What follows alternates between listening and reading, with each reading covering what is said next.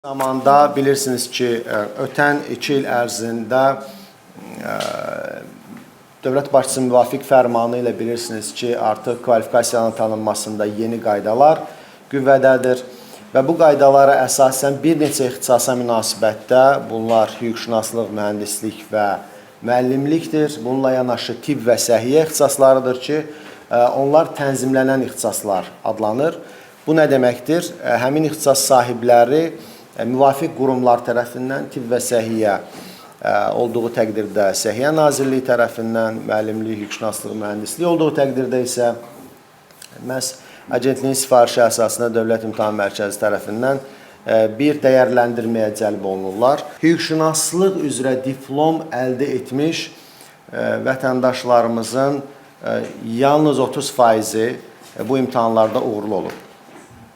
Düzünü bu bizi bir qurum olaraq, bir vətəndaş olaraq ağrıdır ki, necə ola bilər ki, sizin əlinizdə diplom var, kvalifikasiya var, amma siz 30 sualdan ibarət bir dəyərləndirmədə 50%-lıq nəticə göstərə bilmirsiniz. Amma təbii ki, biz bunun mahiyyətinə varırıq və sizə bunun bir növ nədən qaynaqlandığını da göstərməyə çalışacaq. Biz imtahanların nəticəsinə baxanda məlum olur ki, nüfuzlu universitetdən gələn kvalifikasiya sahibləri bu imtahanı kifayət qədər rahat şəkildə verə bilirlər.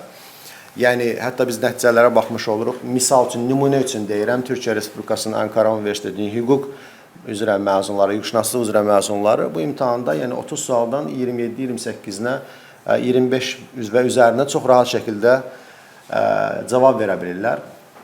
Amma reytinqi aşağı olan, aparıcı olmayan, hər hansı bir dəyərləndirmə əsasında ali təhsil müəssisəsində qəbul prosesində fəaliyyəti həyata keçirməyən ali təhsil müəssisələrinə münasibətdə isə bu sözsüz ki, arzu olunmaz hallardır və